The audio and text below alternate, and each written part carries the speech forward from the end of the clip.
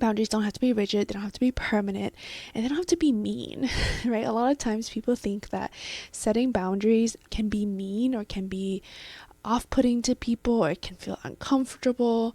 That's because we're probably not used to doing it. We haven't had much practice in doing it, setting boundaries. Hey, welcome. This is Allison Ly. I am excited that you're here today. I will be talking about one of my favorite topics, and I'm sure this won't be the last episode about boundaries, but it is such an important part in what I value and what I teach to my clients, what I practice in my life, what I've talked a lot about in my mental health therapy practice, and something that I really talk about with even my friends. I just love boundaries, and I implement it all the time with work. I have to think about it a lot when I'm interacting with strangers. So it's everywhere. First, I wanted to define what a boundary is. A boundary is anything that we put up, anything that we need, anything that we say, anything that we do that actually helps us protect ourselves and preserve us in some sort of way. And that could be emotionally, it could be mentally, it could be physically, socially, bodily. Like if I don't want to eat anymore, that's a boundary. And that's my quick definition of what a boundary is that I want you to think about. It's not just about saying no to people. It's not just about yes or no. It's not always black and white or clear cut what we want to do with boundaries. And sometimes it can involve other people in the conversation to help us decide what is a comfortable, reasonable boundary that we can have. For example, if we have family coming over, they're coming over every other day, and that's not comfortable for you. That's not something that you want your parents to do, which I can understand, especially, just with work or things that you have to do or feeling like you have to be a host. You can express your boundary of what you would prefer. Like, hey, I would rather prefer you come over once a week, twice a week, or once a month, right? Or don't come at all. And they can express what could be their reasoning for why they want something. And then they could, tell you what their preference would be, and you two can come to a compromise as to what is comfortable for the both of you. Now, of course, it isn't always 50-50 split either, where everyone gets a little bit of what they want, but it'll take some trial and error as well to get a boundary to where it's something you're good with, something that they're good with. But most importantly, right, in this work, I want us to think about what you want, because we have no control over what other people say, what other people do, what they prefer, how they will react. And that is not something we want to always base our reactions and our preferences to, unless we actually think through it and we decide that, hey, this person is important enough that I want to accommodate this boundary, right? Maybe I don't want my parents to come over 3 times a week, but because I want to see them and I want to support them and I do enjoy seeing them, maybe we can do it once every week or twice every 3 weeks or something like that. So the first thing is that the misconception about boundaries is that it's so 2000s or whichever decade or year you want to input, that it's not important anymore to talk about because everyone knows how to do it. And everyone kind of disregards, I already know how to set boundaries. I know what boundaries are. It's so easy to set boundaries that we don't really think we need to talk more about it or kind of master the skill that I'm talking about here and, in my courses and when I work with my clients one-on-one. But it really is more than just, oh, I know how to set boundaries, right? Sure, everyone can set boundaries. Sure, everyone can communicate, right? The same logic falls with communicating. I speak English and I still get misunderstood when I share my feelings, when I share my thoughts, when I am trying to explain something to someone, and vice versa. If I'm talking to someone, sometimes there's a, disagreement, there's a misunderstanding, there's a clarification needed, or continuous repetition that is needed to understand what someone is saying in the same language, right?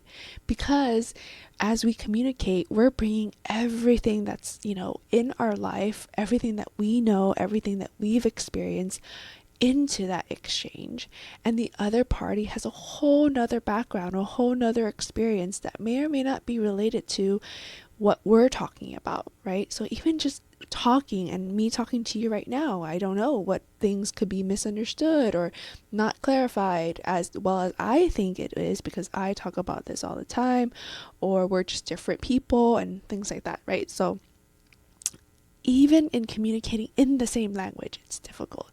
So, side tangent, just imagine how difficult it is for you as an adult with immigrant parents to communicate with your parents sometimes who aren't even fluent in the same language, if that is the case, right? So, just a little side note to bring some self-compassion for you if you are struggling to feel understood by your parents, by your family, or your anyone that you're talking to, whether immigrant family or not. It's just sometimes really difficult to feel understood. So I brought up the communication piece because I want to show that parallel with boundaries, right? Everyone also within boundaries has their own baggage, their own perceptions, their own ideas, their own preferences that they bring into a conversation about boundaries, or how they prefer to do things, or how they've experienced things, or what they think is quote unquote right or wrong.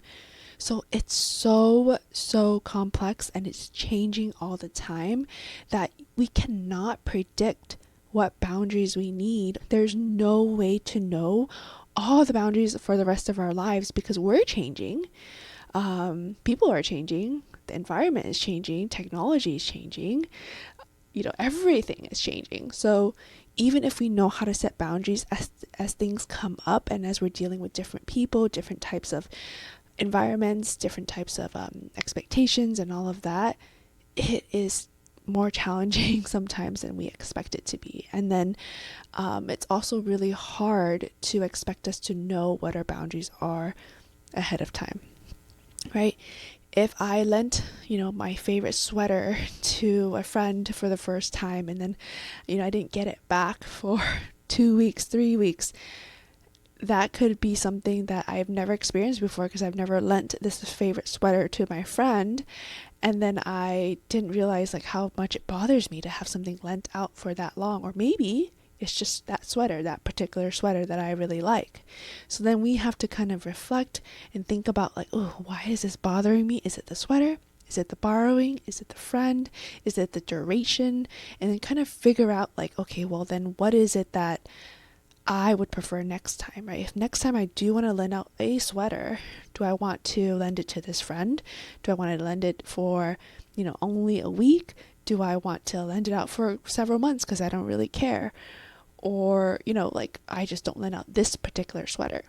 I know that's a little bit of a silly example because it's just a sweater, but that's also a very micro example of how it can come up as, as complex as having 4 different options as to why it bothered me or you in this hypothetical example of a sweater, right? There's 4 reasons why, and maybe more, right? Maybe this friend has a history of borrowing things and never returning it. So you're like, oh my gosh, I'm never gonna get the sweater back, right? So we can't predict what our boundaries are for everything, and they change. In the past, my boundary of going out at night would be so late, right? But I have a family now, I have work, I don't go out as late. So my time boundary is different. There's so many different types of boundaries as well. There could be time boundaries, physical boundaries, emotional boundaries, eating boundaries, money boundaries, so many things we can talk about when we think about boundaries, right? And what I want to leave you with is just really thinking about how can I think about boundaries in a way that isn't so rigid, first of all, isn't so permanent, and how can I also be kind with it when it changes? Before, for example, I never left my phone on Do Not Disturb, and it would bother me if I would call someone and I had to call it twice. But now, having my own kid, trying to work, trying to really focus and maximize my time, especially having a kid, my phone's on Do Not Disturb 95% of the time. And that's just how it is, right? That boundary shifted for me. And for those that do want to contact me and are, close to me, well, they will understand that and not take it personally when I don't always answer, or if I don't have my phone on me, or I have my phone on me, but I just don't look at it because I'm trying to focus, right? So even that is like an example of how it changed based on circumstances. But I think, when the fires were happening and stuff, I either allowed certain apps to send me notifications. I'm talking about the fires in 2025 in January around Altadena area, Southern California. I had my apps, send me alerts as needed just in case, just to keep an eye out on my parents or keep an eye out on my area or what's going on. And I either just allowed that app to send me notifications, or I allowed it generally during the day. And I was okay with that because there was something urgent happening that I really wanted to be notified of. So even within a day or a year or a month or whatever it is, your boundaries can change. And that is totally, totally okay. So remember, boundaries don't have to be rigid, they don't have to be permanent, and they don't have to be mean, right? A lot of times people think that setting boundaries can be mean or can be off-putting to people, or it can feel uncomfortable.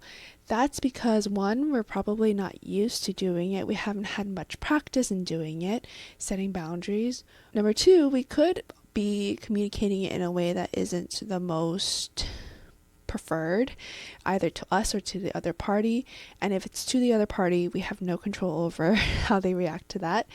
But if it's something that we're not comfortable doing, where we're saying it and we don't feel good about what we're saying, we're not sure what to say, that's a skill you can master. And that's something I teach in my coaching programs and one-on-ones. That's something you can practice even on your own, right? But it's just different if we're not used to doing it. If we're not used to sharing our feelings, like going back to my communications example, it can be very hard to start sharing feelings and then like sit uncomfortably as people either respond or you're not sure what they're going to say. Are they going to validate your feelings? It's the same thing, right? So really, really, I want you to think about how boundaries are everlasting. They're ongoing. They're changing all the time, or they could be changing all the time. And it's okay if they change. And if you're not comfortable with setting boundaries, that's something you can totally, totally practice. It's a skill. And if you are struggling with it, you can always work with me and Unshaken Confidence or the one-on-one coaching to really figure out how you can get to your boundaries and get to what you want to say quicker and reflect on the things that you want and the things that you need. And whether, again, you work with me or do it on your own is totally, totally possible. And if it's feeling uncomfortable in the beginning, hopefully you don't give up, because when we're doing something uncomfortable, it's telling us something, right? It's either making us do something new that we're not used to doing that could be good or bad, right? And when we're doing something new, it is going to feel uncomfortable because our body is doing something, our brains are doing something that we're not used to doing, and it feels unsafe. So when we're doing something new for the first time, it can be really scary because our bodies and our brains are telling us like, this is new, it could be unsafe. How can we keep ourselves safe by doing the same things that we've been doing? It's just like going to college. Right? High school, by your senior year of high school, you're like the king and queens and the royalty of the school. So then you're like on the top of the chain, right? But then you go to college and suddenly you're like, oh, I don't know where I stand. Where do I go? I'm going to get lost. And it just changes everything.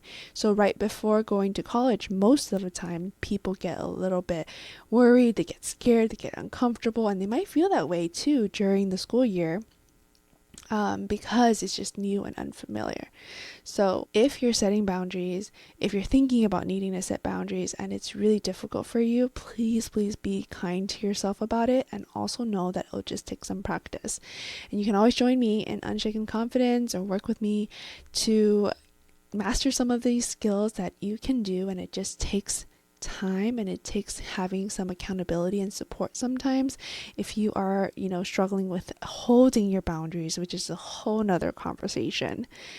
And I hope that this was helpful for you to just really think about, like, once you know what you want, right? And that's the framework that I go through too with my clients is knowing you, knowing how, and knowing why, so that you can know yourself, know why you're doing what you're doing, and then know how to share what you need, whether it's just, a feeling, expressing your feelings and communicating, or setting a boundary with someone or some, entity.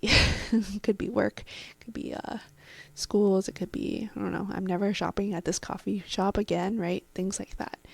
So I hope that was helpful, and I am so appreciative that you joined me today. And again, there will be many more conversations about boundaries. So if there are any questions, please let me know. You can send me a DM on Instagram at Hey Allison Ly.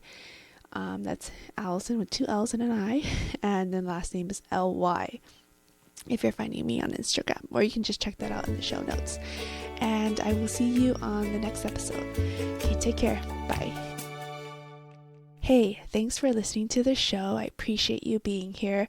Just as a reminder, all information on this is intended to be informational and educational only. Although I am a licensed therapist, I am not your therapist. If you are looking for any medical or mental health services, please reach out to providers local to your area and seek out information that is specific for you. This information is not intended to replace any medical or mental health services that you may benefit from. And I hope that you enjoyed the information that was provided on the show today, and I'll see you on the next episode.